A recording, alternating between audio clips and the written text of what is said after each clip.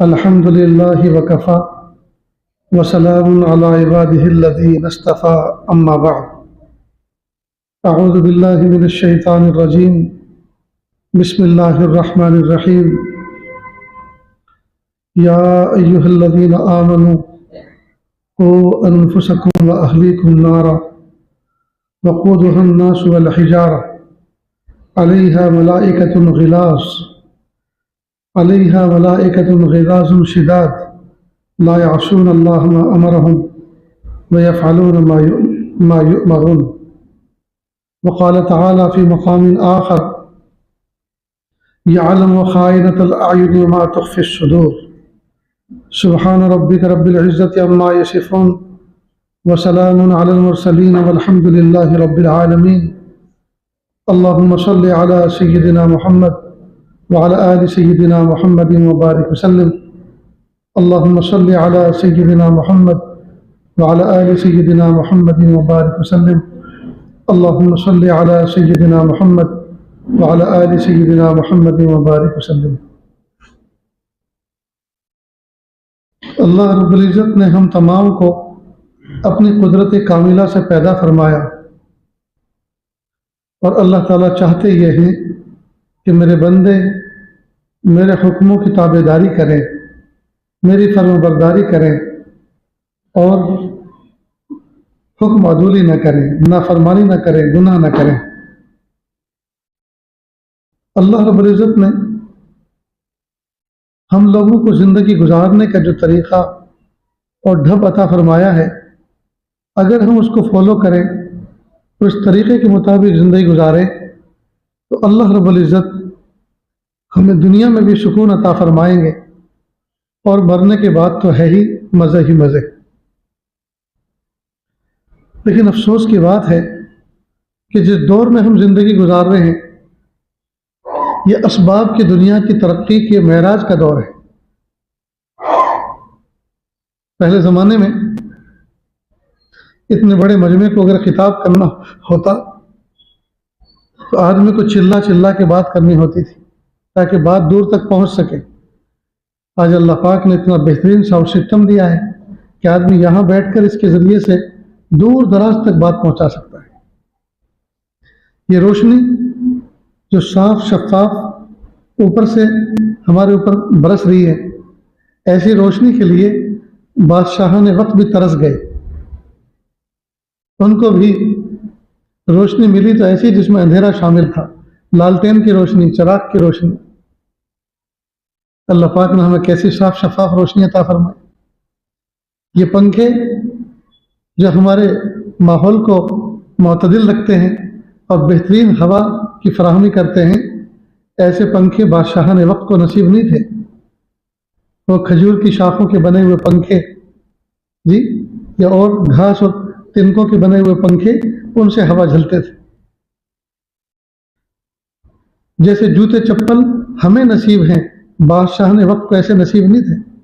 جیسے لباس مجھے اور آپ کو نصیب ہیں، بادشاہان وقت کو ایسے نصیب نہیں تھے. میں بہت سارے میوزیم میں گیا ہوں، میں نے پرانے بادشاہوں کا لباس دیکھا ہے. آج کا جھاڑو دینے والا شخص بھی، آج کا بھنگی بھی وہ لباس نہیں پہنے گا.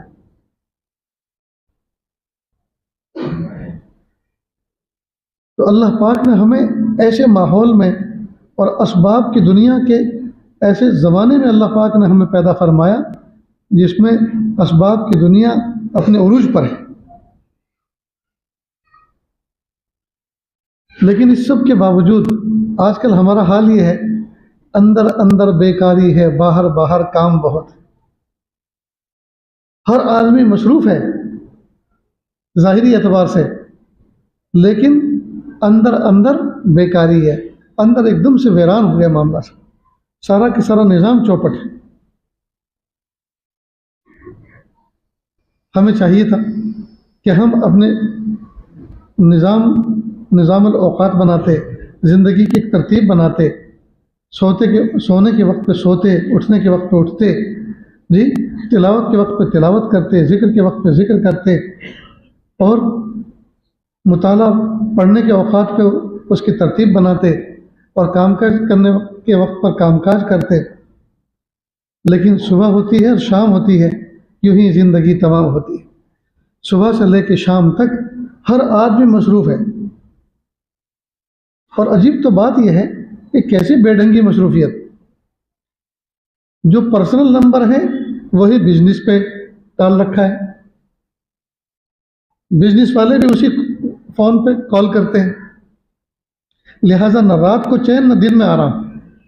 ہونا یہ چاہیے تھا کہ بزنس کا جو نمبر تھا فون تھا، وہ بزنس کے اوقات پہ اس کو آن کرتے اور بزنس کی کلوز کے موقع پہ اس کو کلوز کرتے۔ دکان جب اوپن ہوتی تو فون بھی اوپن ہوتا، دکان جب بند ہوتی تو فون بھی بند ہو جاتا، تو سکون کی زندگی تھی کہ نہیں؟ دکان ابھی اوپن نہیں ہوئی، فون تو اوپن ہے، کال چل رہی ہے۔ دکان تو کلوز ہو چکی ہے لیکن فون کلوز نہیں ہے، فون چل رہے ہیں۔ لہذا جو دھندے پیشے کی باتیں دکان میں بیٹھ کے کرتا تھا وہی گھر میں بیٹھ کے کر رہا ہے۔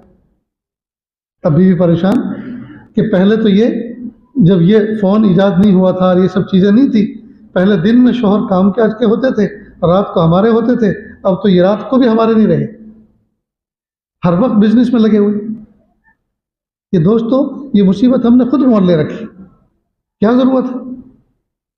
اگر آپ نے اپنا پرسنل نمبر بزنس پہ جو ہے ڈال دیا ہے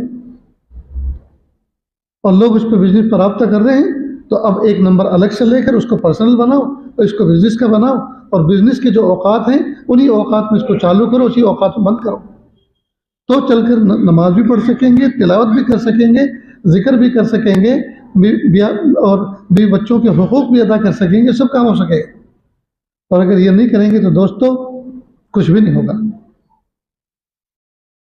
ہم اپنی زندگی کو مرتب کیوں نہیں کرتے دوست؟ اس لیے کسی نے خوب کہا، اندر اندر بیکاری ہے، باہر باہر کام بہت ہے۔ اللہ تعالیٰ نے قرآن پاک میں فرمایا، یا ایھا الذین آمنو، اے ایمان والو۔ اللہ کس سے خطاب کر رہے ہیں؟ اپنوں سے، ماننے والوں سے، اللہ کی توحید کا جنہوں نے اقرار کیا، محبوب صلی اللہ علیہ وسلم کی رسالت کا جنہوں نے اقرار کیا، ان ماننے والوں سے اللہ پاک پیار بھرا خطاب فرما رہے ہیں، یا ایھا الذین آمنو۔ جیسے باپ کہتے ہیں اے میرے بیٹے، تو اے میرے بیٹے کہنا یہ باپ کی شفقت اور محبت کی علامت ہے، اور بچے کے لیے اعزاز اور عزت کی بات ہے۔ تو اللہ تعالیٰ کا بندوں سے، اپنے بندوں سے خاص خطاب کرنا، یا ایھا الذین آمنو۔ یہاں اللہ پاک نے تمام بنی نوع انسان کو خطاب نہیں کیا، اپنے مخصوص بندوں سے خطاب کیا، یا ایھا الذین آمنو، اے ایمان والو، قوا انفسکم و اہلیکم نارا، اپنے آپ کو اور اپنے اہل و عیال کو آگ سے بچاؤ،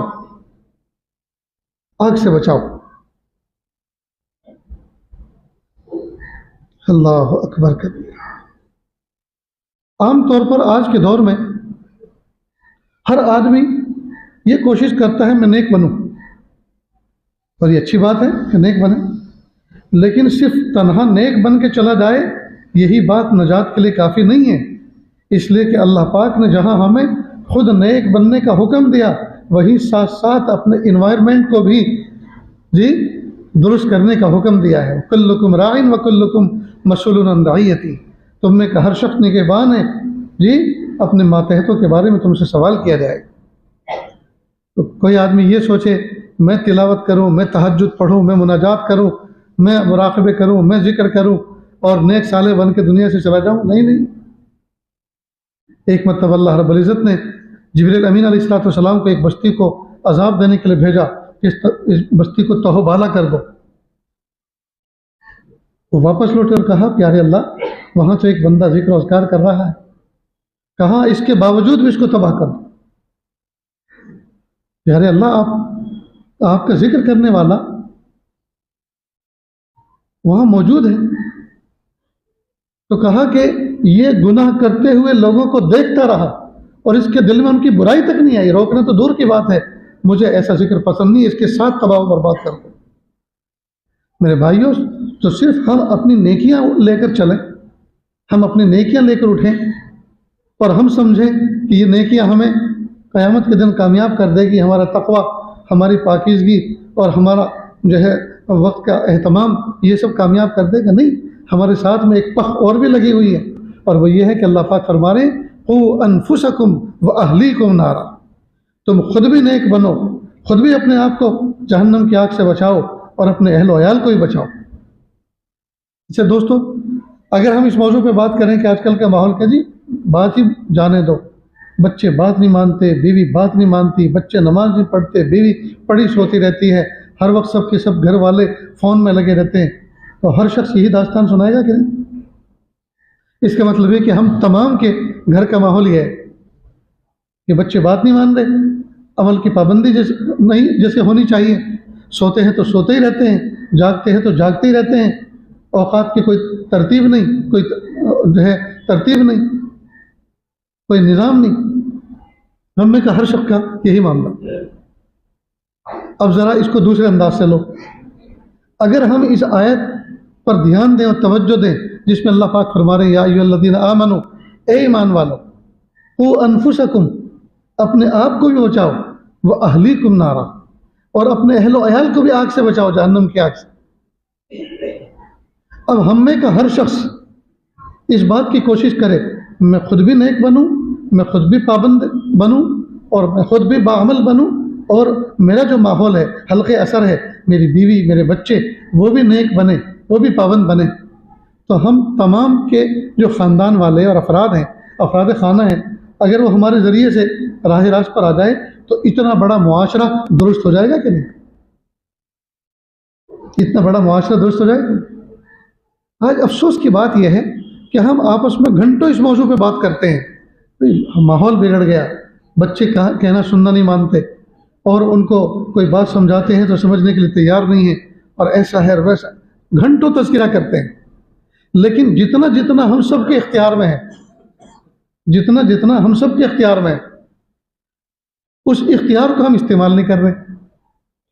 نتیجہ یہ ہو رہا ہے کہ جب ہم اپنے اختیار کو استعمال نہیں کر رہے، بھائی آپ کے بچوں کو میں کہوں گا تو ہو سکتا ہے وہ نہ مانیں، لیکن آپ کے بچوں کو آپ کہیں گے تو آپ چونکہ والد ہیں ان کے، آپ چونکہ ان کے بڑے ہیں، آپ چونکہ ان کے محسن ہیں، ان کی ضرورتیں پوری کرتے ہیں، تو یہ ہو نہیں سکتا کہ وہ آپ کی بات کو نکار دیں۔ تو اگر ہر آدمی اپنی اپنی توجہ، اپنی اپنی انرجی اپنے اہل خانہ پہ، اپنے حلقے اثر پہ صرف کرے تو نہ جانے کتنی نیکی وجود میں آئے گی، نہ جانے کتنا ماحول درست ہوگا۔ اس لیے دوستو، قرآن پاک میں اللہ فرما رہے یا ایھا الذین آمنوا قوا انفسکم واہلیکم نارا، تم اپنے آپ کو بھی اور اپنے اہل و عیال کو بھی جہنم کی آگ سے بچاؤ۔ اب لوگ کہتے ہیں کہ جی کوئی نہیں مانتا، بچوں کو میں سمجھا کے تھک گیا، کتنے تھکے؟ اور پھر آگے کیا کہتے ہیں؟ کیا کریں؟ میں نے تو کتنا سمجھایا، نہیں مانتے۔ حضرت نوح علیہ السلام کا بیٹا بھی تو نہیں مان رہا تھا نا، وہ بھی تو جہنم میں جائے گا، لیکن انہوں نے تو اپنا کام پورا کیا۔ لیکن انہوں نے کام پورا کیا، ان کی مثال دے رہے، کتنا کام کیا انہوں نے، 950 سال لگائے سمجھانے، آپ نے تو 1 سال بھی نہیں لگایا۔ 1-2 مرتبہ کہا، 1-2 مرتبہ کہنے لگا کہ میں نے بہت سمجھا دیا، ہائے ہائے۔ اور اللہ پاک نے کتنی پیاری مثال فرمائی، قوا انفسکم واہلیکم نارا، آپ اپنے آپ کو اور اپنے اہل و عیال کو آگ سے بچاؤ۔ تو کہا کہ آپ اپنی اولاد کو اس طرح سے بچاؤ جس طرح آگ سے بچایا جاتا ہے۔ ظاہر ہے کہ ایک بچہ شرارت کرتے کہ شرارت مت کرو، زیادہ سے زیادہ آدمی لب و لہجہ بدل کے کہے گا، بس اتنا، اس سے آگے تو کچھ نہیں۔ لیکن اگر آپ کہیں کرسی پہ بیٹھے ہیں، کوئی مطالعہ کر رہے ہیں، تصویر پڑھ رہے ہیں، فون دیکھ رہے ہیں، اور چھوٹا سا بچہ رینگتے ہوئے اس طرف کو جا رہا ہے جہاں آگ دہک رہی ہے، اور بچہ ادھر قریب پہنچ گیا، تو آپ یوں نہیں کہیں گے اے بچہ ادھر آگ ہے وہاں سے ہٹو، ایسے نہیں کہیں گے، سب کچھ چھوڑ کے پیر سر پہ رکھ کے دوڑیں گے اور فوراً اس کو اٹھا کے سینے سے لگا، بیٹا ادھر آگ ہے، تو ادھر گر جاتے۔ تو جس طرح سے آگ کے قریب معصوم بچہ اگر جاتا ہے تو آدمی کو کتنی فکر لگتی ہے، ٹھیک اس فکروں کے ساتھ، ان فکروں کے ساتھ اپنے آپ کو بھی بچاؤ اور اپنے اہل و عیال کو بھی بچاؤ۔ اللہ تعالیٰ نے ڈھب اور طریقہ بھی بتا دیا اپنے گھر والوں کو بچانے کا، کہ آپ صرف معمولی انداز سے نہ لیں اس بات کو، جس طرح سے آگ سے کسی کو بچایا جاتا ہے جی، اس طرح سے اپنے اہل و عیال کو بچاؤ، اس طرح سے اپنے اہل و عیال کو بچاؤ۔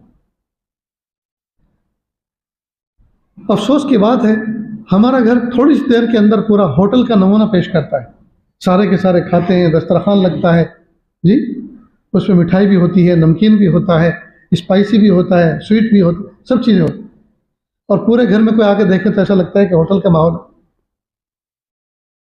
دسترخوان اٹھتا ہے، تھوڑی دیر سب کے ساتھ بیٹھتے ہیں اور انجوائے کا ماحول ہوتا ہے، یہ کوئی لطیفہ سنا رہا ہے، یہ کہہ لگ رہے ہیں، تو یہ کوئی واقعہ سنا رہا ہے جی۔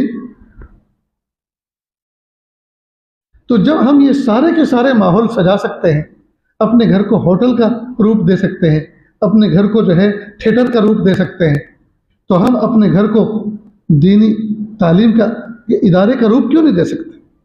تھوڑی دیر کے لیے ہم اپنے گھر کے اندر تعلیم و تعلم سیکھنے سکھانے اور خوف خدا، شوق خدا پیدا کرنے کے ماحول کا روپ کیوں نہیں دے سکتے؟ اس لیے دوستو، گھروں کے اندر کتابی تعلیم کو زندہ کرو، کتابی تعلیم اس کے لیے انتظار نہ کرو، کتابی تعلیم، فضائل اعمال کو شروع کرو۔ جب اعمال کے فضائل معلوم ہوں گے، شوق پیدا ہوگا، فضائل سننے سے بندے کے اندر شوق پیدا ہوتا ہے۔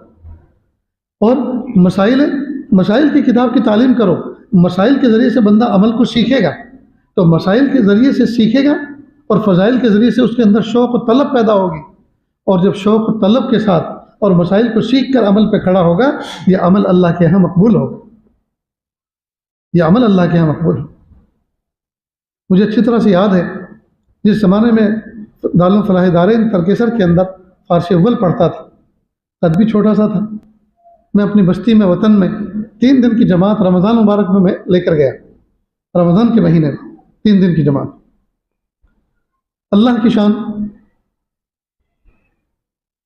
ایک بوڑھے میاں تھے اس جماعت کے اندر، اور وہ تھے بھی حاجی، حج کا رکھا تھا ماشاءاللہ۔ جب 3 دن مکمل ہو گئے، تیسرے دن مجھ سے کہا، اجی مولانا یہ تو بتاؤ کہ اگر کسی کی ریح خارج ہو اور آواز کے ساتھ نہ ہو تو وضو کرنے کی ضرورت نہیں ہے؟ وضو تو نہیں ٹوٹے گا نا؟ ہم نے یہ سن رکھا ہے کہ اگر ریح خارج ہو اور آواز کے ساتھ ہو تو وضو ٹوٹ جاتا ہے، اور آواز کے ساتھ نہ ہو تو یہ رہتا ہے۔ اب یہ بندہ کون مسئلہ پوچھ رہا ہے؟ جو حاجی بھی ہے۔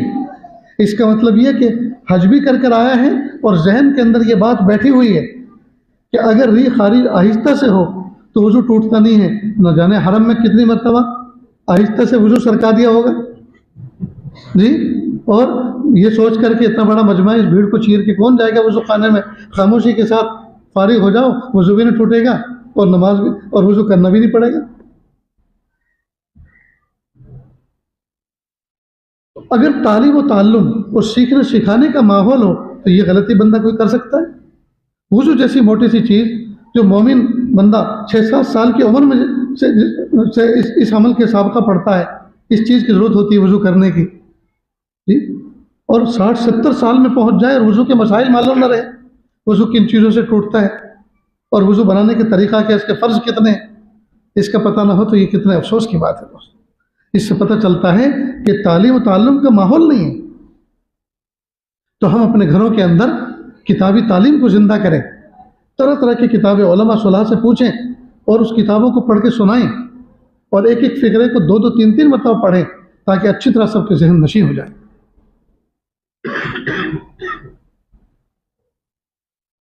ایک آیت میں نے آپ کے سامنے اور پڑھی، اللہ رب العزت اس میں فرما رہے ہیں، یعلم خائنۃ الاعین، اللہ رب العزت نگاہوں کی چوریوں کو بھی جانتے ہیں، وما تخفی الصدور، اور جو بھید تمہارے سینوں میں چھپے ہوئے ہیں اللہ ان سے بھی واقف ہے،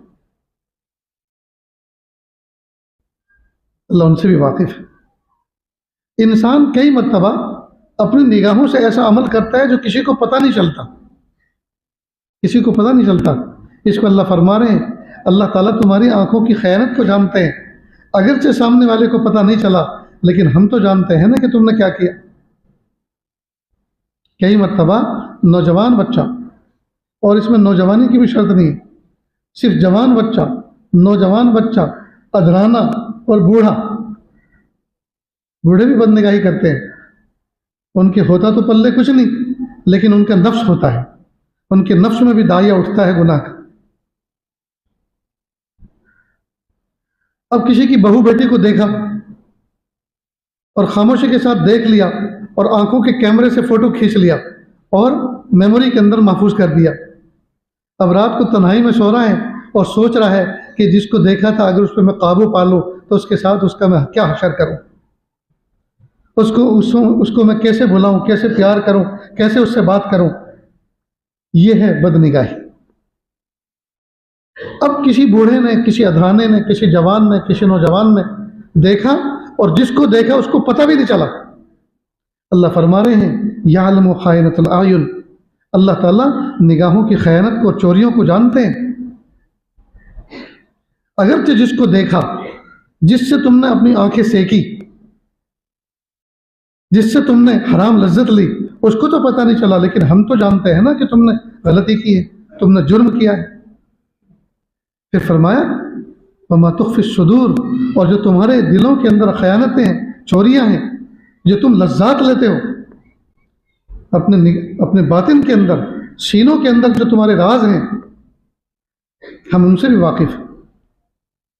یہاں اللہ رب العزت بندوں کو الرٹ کر رہے ہیں، خبردار، باہوش رہو، یہ نہ سمجھو کہ تم اپنے اعضاء سے فزیکل لائف میں کچھ کر لو گے تبھی تمہارا گناہ لکھا جائے گا، تبھی تمہاری پکڑ ہوگی۔ نہیں نہیں، ہم تمہاری نگاہوں پہ بھی پکڑ جانتے ہیں، ہم تمہاری نگاہوں کی بھی خیانت کو پہچانتے ہیں، اور تمہارے دلوں کے اندر کیا کچھ چل رہا ہے، کیا پلاننگ گناہ کی چل رہی ہے، ہم اس سے بھی واقف ہیں۔ اب اگر کوئی بندہ، اچھا عام طور پر ہم لوگ اس کو تو گناہ سمجھتے ہیں، کسی کو نہیں دیکھنا چاہیے گناہ کی نظر سے، لیکن جب دیکھ لیا اور دیکھنے کے بعد اس کی تصویر ہم نے لے لی اور میموری میں وہ پہنچ گئی، اور اس کے ساتھ جو نفس کھیل رہا ہے، اس کے ساتھ جو جذبات ناپاک بن رہے ہیں تنہائی میں، اس کو کوئی گناہ نہیں سمجھتا، اس کو کوئی گناہ نہیں سمجھتا۔ اللہ رب العزت نے فرمایا کہ ہم تمہارے سینوں کے اندر جو بھید ہیں، سینوں کے اندر جو تم خرمستی کر رہے ہو، سینوں کے اندر جو راز چھپا کے بیٹھے ہو اور تم ان سے مزے کر رہے ہو، حرام لذت لے رہے ہو سوچ سوچ کر، ہم اس سے بھی واقف ہیں۔ تو جس طرح سے نگاہوں کی خیانت اور نگاہوں کے ساتھ بدنگاہی کرنا یہ جرم عظیم اور حرام ہے، اسی طرح دل کی سوچ کو ناپاک رکھنا یہ بھی حرام ہے، اور ہم اس وقت تک اللہ کے ولی نہیں بن سکتے جب کہ اپنے باطن کو بھی پاک نہ کر لیں، ہم اپنے باطن کو بھی پاک نہ کر لیں۔ ہم میں سے کتنے ایسے نوجوان بچے آ کر کہتے ہیں حضرت کئی مرتبہ ہم سجدے میں ہوتے ہیں اور جس وقت ہماری پیشانی اللہ کے گویا 2 قدموں کے درمیان ہوتی ہے، حالت سجدے میں ہوتی ہے، اس وقت بھی گناہوں کی پلاننگ چل رہے ہوتے ہیں۔ یعنی اللہ تعالیٰ سے بندہ سب سے زیادہ جو قریب ہوتا ہے وہ حالت سجدے میں ہوتا ہے، تو اللہ تعالیٰ کے سب سے زیادہ قریب ہو کر بھی اللہ کی رحمتوں سے دور ہے، اس لیے کہ حرام لذتیں لے رہا ہے، گناہوں کی پلاننگ کر رہا ہے۔ کئی مرتبہ نماز میں ہوتا ہے، نیت بندی بھی ہوتی ہے اور خیالات میں گناہ کے اندر ملوث ہوتا ہے۔ اللہ پاک نے اس کو فرمایا کہ ہم تمہاری نگاہوں کی خیانت سے بھی واقف ہیں اور تمہارے دلوں کے بھیدوں سے بھی واقف ہیں کہ کس وقت تم اپنے دل میں کیا لے کر بیٹھے۔ اس لیے دوستو یہ نہ سوچو کہ جس وقت بدنگاہی ہوئی بس اسی وقت دل میں جو کچھ میل آیا اسی سے واقف ہے، نہیں، یہ تو مستقل الگ چیز ہے، بدنگاہی کے ساتھ یہ کنیکٹڈ نہیں ہے۔ اگرچہ بدنگاہی کے ساتھ بھی دل کے اندر خیالات آتے ہیں، لیکن عام طور پر بھی اب آدمی تنہائی میں ایک کمرے میں لیٹا ہوا ہے اور کئی ہفتے سے لیٹا ہوا ہے، پیر میں فریکچر ہو گیا، کچھ ہو گیا، پیر سے چل پھر نہیں سکتا، باہر کا ماحول اس کے سامنے نہیں ہے، چلنے پھرنے سے معذور ہے، لیٹا ہوا ہے، لیکن لیٹے لیٹے خیالات کے اندر، دل کے اندر، اس کے اندر نہ جانے کتنے برے برے خیالات آتے ہیں اور ان سے حرام لذت لیتا ہے، ان سے حرام لذت لیتا ہے۔ بظاہر ہاتھ پیر اس کے بالکل سلامت ہیں لیکن دل گناہوں میں لگا ہوا ہے، اور اللہ تعالیٰ اس خیانت سے بھی واقف ہیں۔ بتائیے کہاں سے اللہ کی رحمت آئے گی؟ تو ہم نے جو اللہ کی رحمت پر پابندیاں لگا رکھی ہیں، اللہ کی رحمت ہمارے اوپر نازل نہیں ہو پاتی، اس کی ایک وجہ یہ ہے کہ اللہ کی رحمت تو برس رہی ہے، لیکن ہم نے اپنے آپ کو اس قابل بنایا کہاں ہے کہ اس کا نزول ہمارے اوپر۔ آج کے دور میں اور سائنس کی جدید ایجادات نے ہمیں حق سمجھنا آسان کر دیا ہے، بلکہ حق کے قریب لا کے کھڑا کر دیا ہے۔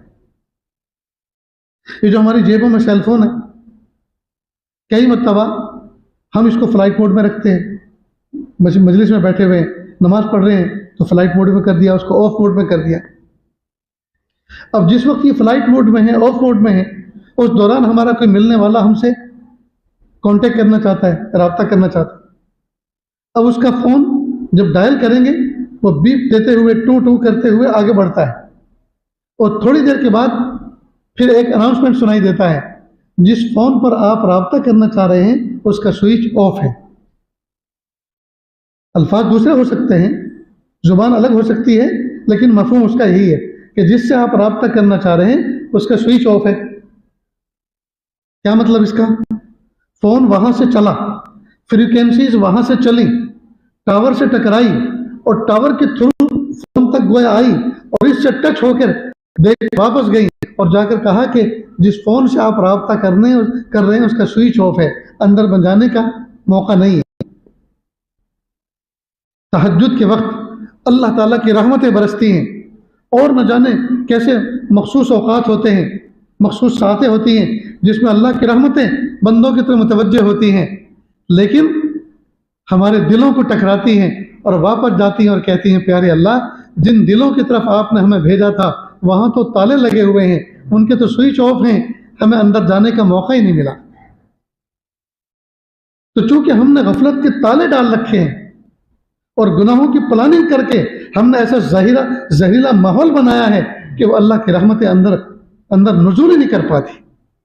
اس لیے میرے بھائیوں، دل کے آنگن کو صاف کرنے کی ضرورت ہے، دل کے آنگن کو صاف کرنے کی ضرورت ہے، دل کے برتن کو صاف کرنے کی ضرورت ہے، اپنی سوچ کو اور اپنی نیتوں کو پاکیزہ کرنے کی ضرورت ہے، تاکہ اللہ کی رحمتوں سے ہم کما حق کو فائدہ اٹھائیں۔ آج نیک محفلوں میں بیٹھ رہے ہیں لیکن باتوں کا اثر دل پر نہیں ہو رہا، قرآن پاک پڑھ رہے ہیں اور بھی بہت سے کام ہو رہے ہیں، لیکن کما حق کو فائدہ کیوں نہیں ہو رہا؟ اس لیے کہ ہم نے دل کے برتن کو صاف ستھرا کر کے نہیں رکھا۔ تو ضرورت ہے اس بات کی کہ ہم ظاہری نگاہوں کی خیانت سے بھی بچیں، اور دل کے بھید جن سے اللہ واقف ہیں، دل کے بھیدوں کو بھی ہم پاکیزہ کریں، دل کے بھیدوں کو بھی ہم پاکیزہ کریں۔ ذرا سوچیں کہ جو ہم ہر وقت خیالات اپنے دل میں لے کر پھر رہے ہیں ناپاک، اگر ان کو اللہ تعالیٰ ظاہر میں اور ان کو کسی تشت میں اور پلیٹ میں رکھ کر لوگوں کو دکھایا جائے، کوئی ہماری طرف دیکھنا پسند کرے گا؟ دیکھنا تو کیا، تھوکنا بھی پسند نہیں کرے گا، ہم سے گھن کرے گا اور بھاگے گا کہ یہ اتنا خراب دل رکھتا ہے، اپنے دل کے اندر اتنے خراب خیالات رکھتا ہے۔ میرے بھائیوں، ہم آج کی اس مجلس میں اللہ تعالیٰ سے سچی توبہ کریں اور اس بات پر عزم کریں، پیارے اللہ مجھے اپنے دل کے آنگن کو صاف کرنا، میرے پیارے اللہ میری مدد فرمائیے، میں اپنی سوچ کو پاکیزہ کروں گا، جب بھی کوئی غلط خیال آئے گا اللہ میں آپ کے ساتھ عہد کا معاملہ کرتا ہوں، رب کریم میں غلط چیز نہیں سوچوں گا، اللہ آپ میرے عہد کو قبول کر لیجئے اور میری مدد فرمائیے، مجھے آپ ہمت دیجئے، مجھے استمنا دیجئے، مجھے قوت عطا فرمائیے تاکہ میں اس عزم بالجزم پر پار اتر سکوں۔ تو اگر جو باتیں بتائی جا رہی ہیں اور یہ عاجز جس چیز کی طرف آپ کی توجہ مبذول کرا رہا ہے، اگر ہم اس سوچ کو پاکیزہ کر لیں اور اس پر محنت کرنا شروع کریں اپنے دل کے آنگن کو صاف رکھنے پر، تو اللہ پاک کیسا ہمارا باطن بنائیں گے، کیسا باطن ہمارا جگمگ جگمگ ہوگا، پھر ہماری باتوں میں اللہ پاک کیسی تاثیر پیدا فرمائیں گے، پھر اللہ پاک ذکر و اذکار میں کیسا نور پیدا فرمائیں گے، پھر ہماری تلاوت میں کیسی حلاوت ہوگی، پھر ہماری عبادتوں میں کیسی جان ہوگی، پھر ہمارے کاموں میں اللہ کا پاک کیسی برکت فرمائیں گے، پھر اللہ تعالیٰ کے ہم کیسے وفادار بندوں میں شمار ہوگا ہمارا۔ موت کا فرشتہ جب اللہ کے نیک بندوں کی روح نکالنے کے لیے آتا ہے تو اللہ تعالیٰ کے کچھ نیک بندے ایسے ہیں جب موت کا فرشتہ ان کی روح نکالنے کے لیے آتا ہے تو اس کے ہاتھ کانپتے ہیں کہ کہیں اس کی روح نکالنے میں مجھ سے بے ادبی نہ ہو جائے۔ اس کی روح نکالنے مجھ سے کہیں بے ادبی نہ ہو جائے، اس بات کی احتیاط کرتا ہے کہ مجھ سے کوئی تکلیف نہ پہنچ جائے ان کو، کہ اس کا مقام اللہ تعالیٰ کے اتنا بلند ہے۔ تو دوستو، ہم اپنے آپ کو ایسا سجائیں، ایسا بنائیں کہ ہمارے اعضائے ظاہر سنتوں کے نور سے منور ہوں، اور ہمارا دماغ معرفت کے نور سے جگمگا رہا ہو، اور ہمارا دل اللہ کی محبت کے نور سے بھرا ہوا ہو۔ جب موت کا فرشتہ آئے ہمارے اعضاء کو سونگے تو اتباع سنت کی خوشبو اس کو محسوس ہو۔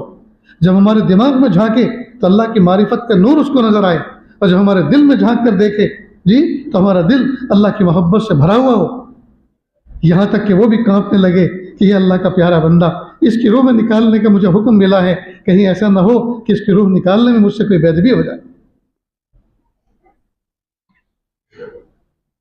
دوستو، یہ جو باتیں بتائی جا رہی ہیں کوئی ایسی نہیں کہ جو ناممکن ہو، یہ ساری وہ باتیں ہیں جو ہمارے لیے ممکن ہیں، اور ہمیں اللہ پاک نے اس بات کا حکم دیا ہے۔ ہم کوشش تو کریں، باقی سارا کام اللہ آسان فرما دے۔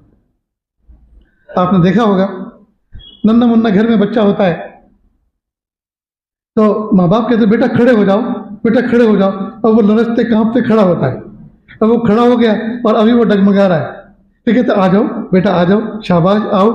اب وہ جب چلنے کے لیے کوشش کرتا ہے تو ادھر ماں اور باپ کی باہیں کھل جاتی ہیں، شاباش بیٹا شاباش، آ جاؤ آ جاؤ آ جاؤ، اور یہ ہاتھ کھلے ہوئے رہتے ہیں کہ نہیں؟ کیوں کھلے رہتے ہیں؟ کہ اس نے اٹھنا تو شروع کیا اور اس نے قدم بڑھائے تو صحیح، گرنے سے پہلے اس کو تھام لیں گے۔ تو جب بندہ عزم کرتا ہے، ارادہ کرتا ہے، جب بچے کا ابا بچے کے گرنے سے پہلے اسے تھامنے کے لیے تیار ہوتا ہے، تو اس بندے کا ربا کیا اس کو گرنے دے گا؟ اس بندے کا ربا جب بندہ اٹھ کر کوشش کرے گا نیکی اور تقوی پہ قدم آگے بڑھانے کی، کیا اس کو گرنے دیں گے؟ لیکن حقیقت یہ ہے دوستو، ہم نے کام کی ابتدا کی نہیں اس طرح جس طرح کرنی چاہیے۔ ہونا یہ چاہیے، جو نوجوان بچے خاص طور سے اس بات کی شکایت کرتے ہیں میں گناہ میں میرا دل بالکل سیاہ ہو چکا اور میں گناہ نہیں چھوڑ سکتا اور میں بالکل اللہ کی رحمتوں سے دور جا پڑا، اب میں کیا کروں؟ یہ عاجز ان سے درخواست کرتا ہے آپ پہلی فرصت میں بہترین غسل کریں مسنون، پہلے وضو کریں، اس کے بعد مل کے آپ غسل کریں، اور غسل کے دوران دل میں یہ نیت کریں میرے پیارے اللہ، ظاہری جسم کے میل کو مل کے صابن کے ذریعے سے میں دور کر رہا ہوں، اللہ میں باطن کے میل کو میں کس صابن سے صاف کروں؟ اللہ اس کو آپ اپنے فضل سے صاف کر دیجیے۔ یہ موقع کی مناسبت سے دعا ہے۔ پھر صاف ستھرے کپڑے پہنے، بہترین خوشبو لگائے، پھر محبت کی دو رکعت پڑھے اور سجدے میں سر رکھ کر سلام پھیر کے سجدے میں سر رکھ کر کہے پیارے رب میں نے آپ سے عہد کیا، اللہ آج کی 2 رکعت پڑھ کے میں نے آپ سے عہد کیا میں گناہ نہیں کروں گا، میرے پیارے اللہ میرے اس عہد کو قبول کر لیجیے، اور پیارے اللہ میں نے عزم کیا، میں نے ارادہ کیا ہے، میرے اس ارادے کو پار گزار دیجیے۔ یا اللہ آپ کی زمین پر رہتے ہوئے، آپ کی دھرتی پر رہتے ہوئے، آپ کی نعمتیں کھاتے ہوئے اب نمک حرامی کرنا مجھے اچھا نہیں لگتا، میرے پیارے اللہ اب نمک حلالی میں کرنا چاہتا ہوں، آپ کا دیا ہوا کھاتا ہوں، آپ کا دیا ہوا پیتا ہوں، آپ کی دی ہوئی نعمتیں استعمال کرتا ہوں، اور پھر آپ کی نافرمانی پیٹ بھر کے کرتا ہوں۔ اللہ میں اس سے پناہ مانگ رہا ہوں آپ کی، میرے پیارے اللہ مجھے اپنی پناہ میں لے لیجئے، اور میرے عزم کو اور ارادے کو اور میرے عہد کو اللہ قبول کر لیجئے، اللہ قبول کر لیجئے، اللہ قبول کر لیجئے۔ خوب گڑ گڑائیں۔ اس کے بعد احتیاط کے ساتھ قدم رکھیں، اپنی سوچ پہ کنٹرول کریں، اس کو بہک نہ دیں، اس کو بھٹکنے نہ دیں۔ فون بھی اٹھائیں، اپنے آپ کو سنبھالیں کہ بھئی بغیر ضرورت کے فون اٹھایا ہے یا ضرورت کے لیے اٹھایا ہے، تجھے دیکھنا کیا ہے، کرنا کیا ہے؟ نفس کہے گا ذرا یوٹیوب دیکھو، کہ نہیں یوٹیوب سے میرا کوئی واسطہ نہیں، مجھے کیا ضرورت ہے اس کی؟ کیا دیکھنا یوٹیوب میں؟ دنیا بھر کے تماشے نظر آئیں گے، مجھے اس وقت کوئی ضرورت ہی نہیں، لہٰذا اتنی دیر میں قرآن پاک کو دیکھوں گا، اتنی دیر میں قرآن پاک کی تلاوت کروں۔ تو اپنے نفس سے دوستو حجت کرنے والے بنیں، ہم اپنے نفس سے لڑنے والے بنیں، ہم اپنے نفس کے ساتھ میں مقابلہ کرنے والے بنیں، اور اپنے اللہ سے بات کرنے والے بنیں، قدم قدم پر اللہ جی میں آپ کا بندہ ہوں، آپ میرے رب ہیں، میں آپ کا بندہ ہوں، آپ میرے رب ہیں، میرے پیارے اللہ میرے لیے یہی نسبت کافی ہے کہ میں آپ کا بندہ ہوں، اور میرے لیے یہی عزت کافی ہے کہ آپ میرے رب ہیں، میرے لیے یہی عزت کافی ہے کہ آپ میرے رب ہیں۔ ہم قدم قدم پر اللہ تعالیٰ سے بات کرنے والے بنے، دعاؤں میں اللہ سے گفتگو کریں، تنہائیوں میں اللہ سے گفتگو کریں۔ ایک اللہ کے ولی ہیں، وہ فرماتے ہیں کہ ایک مرتبہ میں فجر کی نماز کے لیے مسجد جا رہا تھا، تو میں نے اللہ پاک نے میرے دل پر ایک بات القاء کی، اے میرے بندے میرا شکر ادا کرو۔ میں نے اللہ سے کہا اللہ کس نعمت کا شکر ادا کروں؟ آپ کی نعمتیں تو اتنی ہیں ان کو میں شمار نہیں کر سکتا، میں کس نعمت کا شکر ادا کروں؟ تو اللہ پاک نے دل میں یہ بات ڈالی کہ میرے بندے میں نے تیرے گناہوں کو تیرے چہرے سے ظاہر نہیں کیا، بس اسی کا شکر ادا کر دو۔ تو نے جو ہماری نافرمانی کر رکھی ہے، گناہ کر رکھے ہیں، ان گناہوں کو تیری پیشانی سے ظاہر نہیں کیا، بس اسی کا شکر ادا کر دو۔ ہائے ہائے، واقعی دوستو ہمیں کتنے حلیم رب ملے ہیں، ہمیں کتنا پیارا رب ملا ہے کہ ہمارے گناہوں کو اللہ پاک نے ہمارے ظاہر سے لوگوں پہ آشکارا نہیں کیا، ظاہر نہیں کیا، ورنہ لوگ دیکھنا تو کیا تھوکنا بھی پسند نہیں کرتے۔ اس لیے میرے بھائیوں اپنے آپ کو بھی گناہ سے بچاؤ، اپنے اہل و عیال کو بھی سنبھالو۔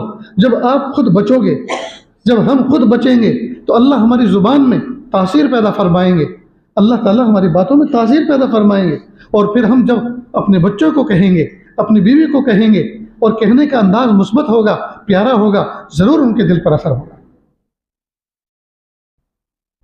ایک بزرگ کے پاس ایک عورت آئی اور آ کر کہنے لگی حضرات میں بہت دور کھیتوں کھلیانوں سے ہوتے ہوئے آپ تک پہنچی ہوں، میرا بچہ ہے بہت میٹھا کھاتا ہے، بہت میٹھا کھاتا ہے، اس کے دانت خراب ہو چلے، آپ اس کے لیے کوئی علاج دیں۔ حضرت نے فرمایا بہن آپ 3 دن کے بعد آئیے۔ چلی گئی، 3 دن کے بعد وہ پھر کھیتوں کھلیانوں سے پیدل چل کر آئی۔ حضرت میں 3 دن پہلے آئی تھی، میرا بچہ میٹھا بہت کھاتا ہے، اس کا کوئی علاج بتائے۔ حضرت نے بچے کو گود میں لیا، سر پہ ہاتھ پھیرا، کہا بیٹا میٹھا مت کھایا کرو، زیادہ میٹھا مت کھایا کرو، اس میں بہت نقصان ہے۔ اور اتنا کہہ کے بچے کو واپس کر دیا۔ کہ حضرت اتنی بات تو تم اس دن بھی کہہ سکتے تھے، میں تو سمجھی کہ کوئی تعویذ آپ لکھو گے 3 دن تک، اس کے بعد باندھ کے پڑیا بنا کر مجھے دو گے، پھر میں اس کے گلے میں لوبان کی دھوری ڈال کر اس کے گلے میں پہناؤں گی، یا کوئی ڈورا پڑھ کے دو گے وہ اس کے گلے میں لٹکاؤں گی۔ تم نے تو کچھ بھی نہیں کیا، بس یہ بات کہی، یہ بات تو تم اس دن بھی کہہ سکتے تھے۔ تو بزرگ نے فرمایا میری بہن برا نہ مانو، تم جب 3 دن پہلے آئی تھی میں خود اس وقت بد پرہیز تھا، میں خود زیادہ میٹھا کھایا کرتا تھا، 3 دن سے میں نے احتیاط کی اور اس بات کی برائی کو اپنے دل میں بٹھایا کہ زیادہ میٹھے کھانے کے نقصان ہیں، اس لیے آج میں نے جو بات کہی تو میں چونکہ باعمل ہوں، میں نے چونکہ خود عمل کیا ہے اس پر اور میں اس سے بچ رہا ہوں، مجھے امید ہے کہ اللہ رب العزت باعمل کی بات کو رد نہیں کریں گے، اس بچے کے دل میں اس کا اثر ڈالیں گے۔ تو جب ہم خود باعمل بنیں گے، جب ہم خود نیک بنیں گے، اور نیک بن کر جب ہم اپنے اہل و عیال کو نیکی کی ترغیب دیں گے، ان کی تلقین کریں گے، تو انشاءاللہ اس بات کا اثر ضرور ہوگا، انشاءاللہ وہ ضائع نہیں ہوگی۔ تو دوستو ہم سب کے سب خود ارادہ کریں، انشاءاللہ آج سے، ابھی سے اللہ کے نیک بندے بننے کا عزم کرتے ہیں، ارادہ کرتے ہیں، تاکہ ہم جب اپنے بچوں کو، اپنے اہل و عیال کو نیکی کی تلقین کریں، تاکہ ہماری باتوں میں اثر پیدا ہو جائے۔ کریں گے نا انشاءاللہ؟ تو میرے بھائیوں اللہ پاک نے صرف ہمیں تنہا نیک بننے کا حکم نہیں دیا، بلکہ ہم تمام کو اس بات کا حکم دیا کہ اپنے انوائرمنٹ کی بھی خبر لیں، اپنے دائیں بائیں کی بھی خبر لیں، اپنے حلقے اثر کی بھی خبر لیں۔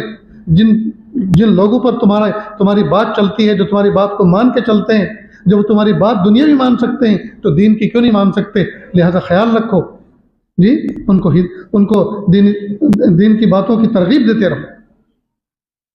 ہم کئی مرتبہ مسجد کی طرف آتے ہیں، بچے ہماری آنکھوں کے سامنے کھیل رہے ہیں، وہ گالی گلوچ کر رہے ہیں، لیکن ہمیں یہ توفیق نہیں ہوتی کہ ان کو کہ پیارے بچوں گالی دے رہے ہو، کتنی بری بات ہے، اتنے اچھے بچے ہو کر گالی دے رہے ہو، چلو میرے ساتھ نماز پڑھنے چلو۔ نہیں توفیق ہوتی۔ ہم سمجھتے ہیں ہم نمازی ہیں، اللہ تعالیٰ کو کہیں برا نہ لگے کہ یہ چھوٹے چھوٹے معصوم بچے جو یہ نماز پڑھنے کے مکلف ہیں، 6-7 سال کے بچے ہیں، وہ کھیلنے میں لگے ہوئے ہیں۔ ان کے بڑوں کے اللہ تعالیٰ نے ان کے بڑوں کو حکم دیا کہ وہ نماز کو ان کو تلقین کریں، اور ہم ان کے قریب سے گزر رہے ہیں، اور ہم ان کو نماز کا عادی بنا کر ان کو نیک بنانے میں حصے دار شامل بن سکتے ہیں، لیکن افسوس کی بات ہے کہ ہم ان بچوں کو کہہ کے نہیں آتے۔ کتنا بڑا نقصان، کتنا بڑا نقصان۔ ہونا تو یہ چاہیے تھا کہ بچے ہمیں دیکھتے، کھیل چھوڑ کے فوراً وہ بھی تیار ہو جاتے، ہم سے پہلے آگے چل پڑتے کہ نماز کے لیے، یہ ہمیں کہیں گے ان کے کہنے سے پہلے ہم نماز کے عادی بن جائیں۔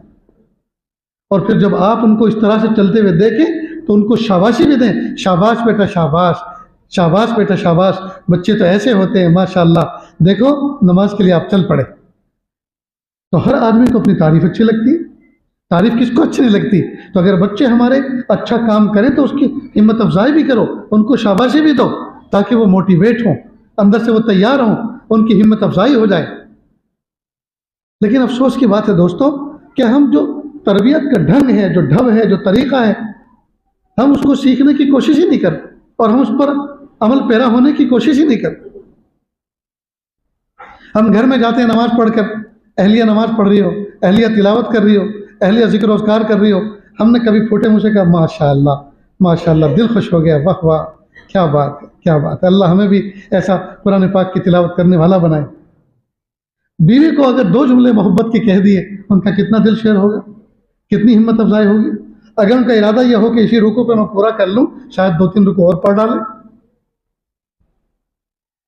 لیکن شوہروں کا حال یہ وہ سمجھتے ہیں کہ نہیں، بیوی کی اس درجے میں تو کوئی تعریف کرنے کی ضرورت نہیں، اس کی تعریف کریں گے سر پہ بیٹھے گی۔ ارے سر سے اتار دینا۔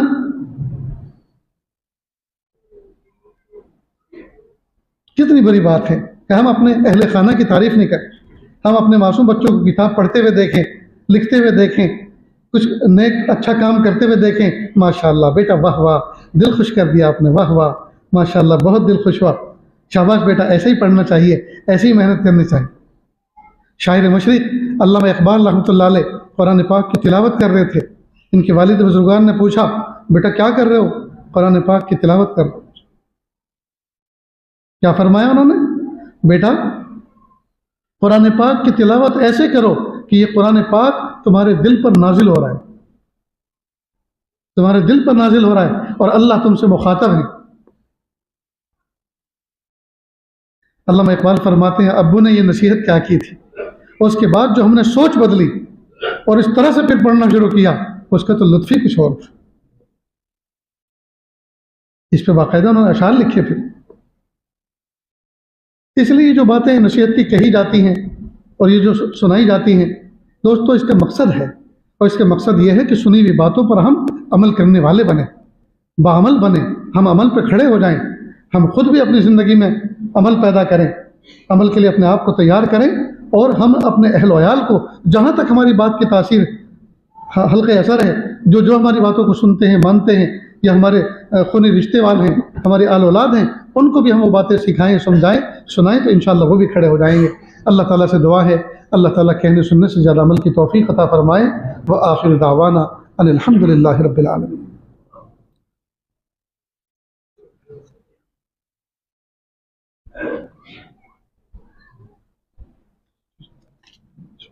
آج کوئی نکاح نہیں، کوئی بھی کنوارا نہیں رہا، سب کے ہو گئے۔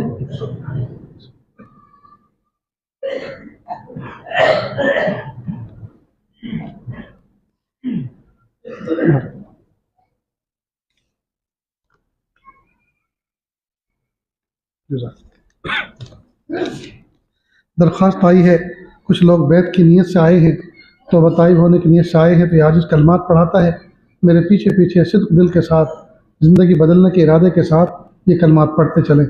بسم اللہ الرحمن الرحیم،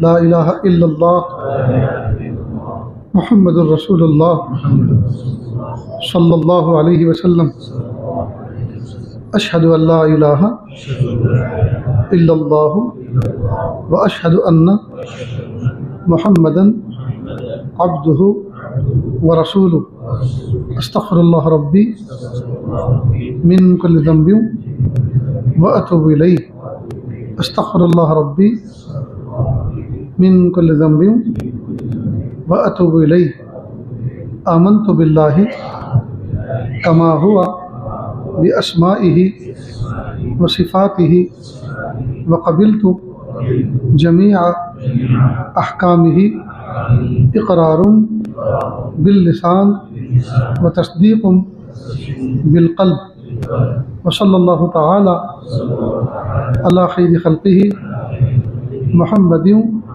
وعلی آلہ واصحابہ اجمعین برحمتک یا ارحم الراحمین۔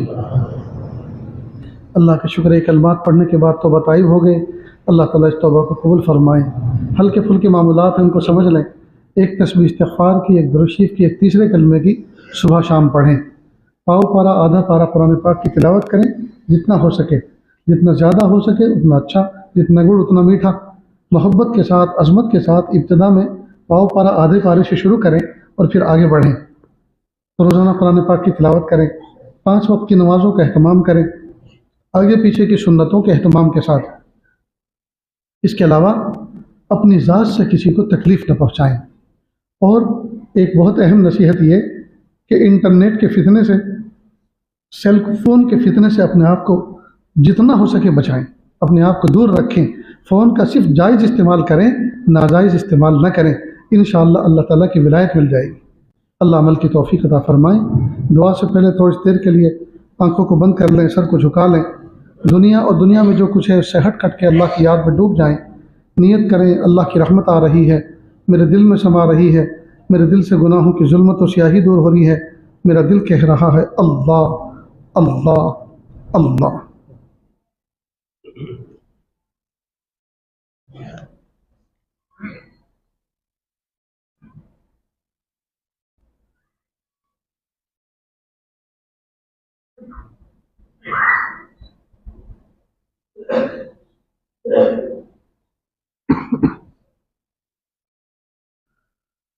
ہوا وہ ہرس والا دل بدل دے، میرا غفلت میں ڈوبا دل بدل دے، بدل دے دل کی دنیا دل بدل دے، بدل دے میرا رستہ دل بدل دے، گنہگاری میں کب تک عمر کاٹوں، خدایا فضل فرما دل بدل دے، گنہگاری میں کب تک عمر کاٹوں، گنہگاری میں کب تک عمر کاٹوں، خدایا فضل فرما دل بدل دے، خدایا فضل فرما دل بدل دے، سنوں میں نام تیرا دھڑکنوں میں، مزہ آ جائے مولا دل بدل دے، مزہ آ جائے مولا دل بدل دے، ہوا وہ ہرس والا دل بدل دے، میرا غفلت میں ڈوبا دل بدل دے، میرا غفلت میں ڈوبا دل بدل دے، میرا غفلت میں ڈوبا دل بدل دے۔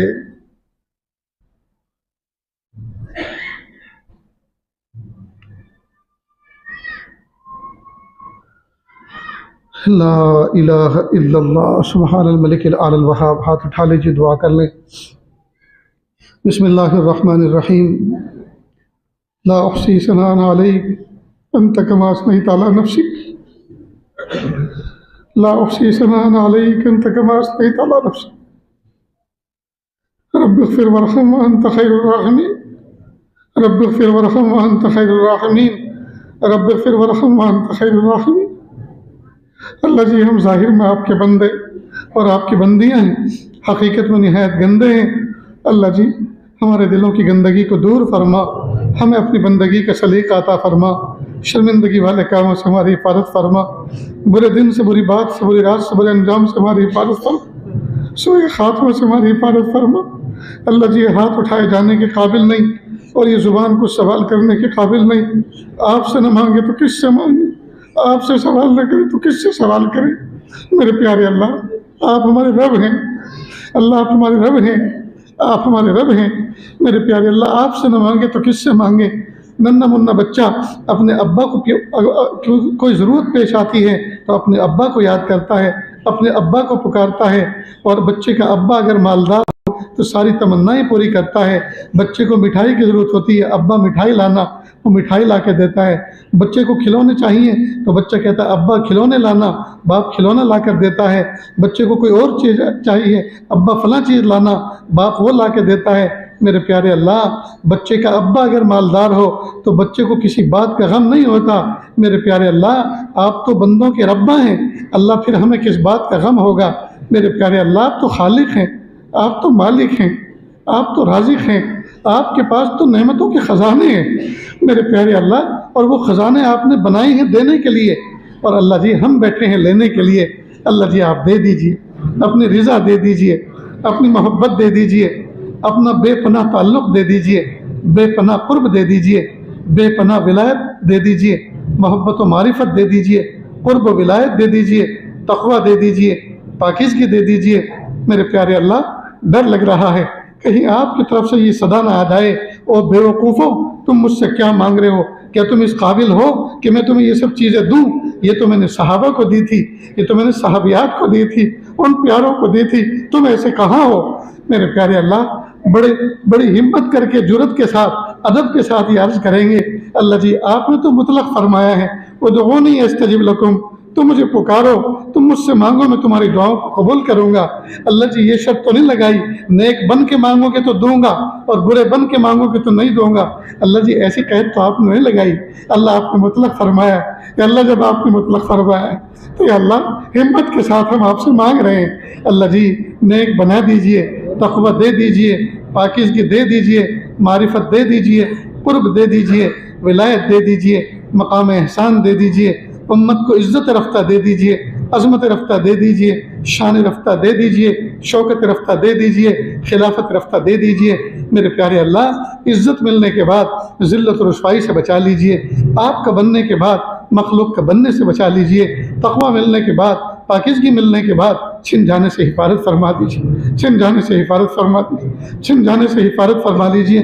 میرے پیارے اللہ، ہمیں ایسا بنا دیجئے ہم آپ کو پسند آ جائیں۔ میرے پیارے اللہ، اس مجمع کے اندر نہ جانے کتنے دکھیارے بیٹھے ہوئے ہیں، اور خواتین پردے میں بیٹھی ہوئی ہیں، اللہ ان کے دلوں کے اندر کچھ تمنائیں ہیں، کچھ مرادیں ہیں، کچھ ارادے ہیں، مخلوق کے سامنے کہہ بھی نہیں سکتے اور دل میں رکھ کر سہ بھی نہیں سکتے۔ اللہ آپ دل کے دھڑکنوں سے، ارادوں سے اور مرادوں سے واقف ہیں، تمام کی دلی جائز نیک تمناؤں کو پورا فرما۔ جو لوگ بے گھر بے در بے سہارا ہیں ان کو سکون و سہارا عطا فرما۔ یا اللہ جو بیماری سے پریشان ہیں یا اللہ ان کو شفا اور صحت عطا فرما، جو کمزوری سے پریشان ہیں یا اللہ ان کو قوت عطا فرما، اللہ جو قرضوں سے پریشان ہیں ان کی قرضوں کی ادائیگی کی شکلیں پیدا فرما۔ اللہ جی ہمارے قرضے بڑے نہیں ہیں، آپ کے خزانے بڑے ہیں، ہماری کمزوری بڑی نہیں ہے، آپ کی قوت بڑی ہے، ہماری بیماری بڑی نہیں ہے، آپ کی شفا بڑی ہے۔ میرے پیارے اللہ، میرے پیارے رب، میرے سونے رب، آپ ہمیں قوت دے دیجئے، صحت دے دیجئے، شفا دے دیجئے، اور پیارے اللہ ان نعمتوں کی قدردانی کی توفیق دے دیجئے۔ میرے پیارے اللہ، جب صحت تھی ہم نے صحت کی نعمت کی قدر نہ کی، جب صحت چلی گئی ہمیں احساس ہونے لگا۔ میرے پیارے اللہ، اسی احساس کے ساتھ اللہ شفا کامل عطا فرما، اسی احساس کے ساتھ شفا کامل عطا فرما۔ اللہ اپنا بے پناہ قرب عطا فرما، میرے پیارے اللہ بے پناہ اپنی محبت عطا فرما۔ رب کریم، یا اللہ آج کی ہماری اس سال کی آخری مجلس تھی، اب رمضان کے بعد اگر آپ نے چاہا تو اللہ پھر سے منعقد ہوگی۔ رب کریم پورے سال میں جو باتیں کہی گئی، اللہ اس عاجز کو سب سے پہلے اس کا مخاطب بنا کر عمل کی توفیق عطا فرما، اس کے بعد سننے والوں کو عمل کرنا آسان فرما۔ میرے پیارے رب، میرے سونے رب، رمضان بالکل سامنے ہے، اللہ اس کی تیاری کی توفیق عطا فرما، عزم اور ارادے کرنے کی توفیق عطا فرما۔ پیارے اللہ، اس سال جن معصوم بچوں کے ابا فوت ہو گئے، کہ اللہ رمضان آئے گا اور رمضان کے موقع پر جب سحر و افطار کے موقع پر لوگ اپنے گھروں میں افطاری کا سامان لے کر آئیں گے، وہ یتیم بچہ دروازہ پکڑ کے کھڑا رہتا ہوگا اور وہ دیکھے گا کہ لوگ اپنے گھروں میں فروٹ لے کر آ رہے ہیں، تلی ہوئی چیزیں، خوشبودار مہکتی ہوئی چیزیں لے کر آ رہے ہیں، تو بچہ دوڑ کے اپنی ماں کے پاس جائے گا، امی سب کے گھر میں سموسے بھجیے پکوڑے آ رہے ہیں، سب کے گھر میں فروٹ آ رہے ہیں، امی ہمارے گھر میں کیوں نہیں آ رہے؟ ماں رو کر کہے گی، بیٹا جو ہستی لے کر آیا کرتی تھی وہ اللہ کی رحمت میں چلی گئی ہے، بیٹا اب کون لے کر آئے گا؟ اب کوئی لے کر آنے والا نہیں ہے، بیٹا ایک کھجور میرے پاس رکھی ہے، آدھی میں کھا لوں گی، آدھی تم کھا لینا، اور یہ مٹکے کا پانی میرے سامنے ہے، آدھا گلاس میں پی لوں گی، آدھا گلاس تم پی لینا۔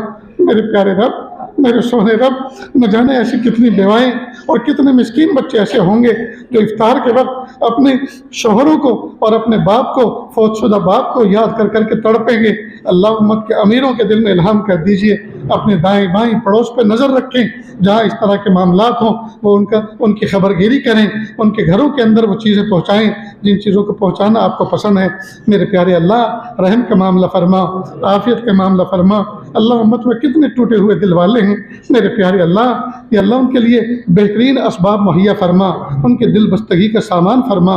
میرے پیارے اللہ، امت میں کتنے لوگ پریشان ہیں، ان کی پریشانیوں کو دور فرما۔ میرے پیارے رب، پوری امت کی مغفرت فرما دیجیے۔ اللہم اغفر لی وللمؤمنین والمؤمنات والمسلمین والمسلمات، اللہ جی پوری امت کی مغفرت فرما دی۔ میرے پیارے محبوب صلی اللہ علیہ وسلم نے اس امت کو بڑی محبتوں کے ساتھ تیار کیا، میرے پیارے اللہ آپ اس کی حفاظت فرمائیے۔ اللہ جی امت کو ہدایت دیجیے، امت کو توفیق اطاعت دیجیے، امت کو توبہ کرنے کی توفیق عطا فرمائیے۔ اللہ امت کے گناہوں کو معاف کر دیجیے۔ امت جہاں جہاں مظلوم ہے، یا اللہ ظالموں کی قسمت میں اگر ہدایت ہے تو دے کر کام ختم کر دیجیے، اور اگر نہیں ہے کہ اللہ ان کو تہہ تیک کر دیجیے، یا اللہ ان کو توہ بالا کر دیجیے، یا اللہ ان کو ان کا حشر نشر کر دیجیے، اور اہل حق کا یا اللہ اہل حق کو یا اللہ فتح یابی سے ہم کنار فرمائیے۔ رب کریم حق کا بول بالا فرمائیے، باطل کا منہ کالا فرمائیے۔ میرے پیارے اللہ ہمارے تینوں حرم پاک کی حفاظت فرمائیے، مساجد اسلامیہ، مکاتب قرآنیہ، مدارس دینیہ کی حفاظت فرمائیے، اور وہ شعبے جو اقامت دین کے لیے قائم ہیں اور کوشش اور کام کر رہے ہیں، اللہ سب کو قبول فرمائیے۔ اللہ جو مانگے عطا فرما، جو مانگنے سے لے کے وہ بھی عطا فرما۔ اللہ جی مانگنا نہیں آتا، بن مانگے عطا فرما، مانگنے کا ڈھنگ اور سلیقہ عطا فرما۔ صلی اللہ تعالی علی خیر خلقہ محمد و آلہ و اصحابہ اجمعین برحمتک یا ارحم الراحمین۔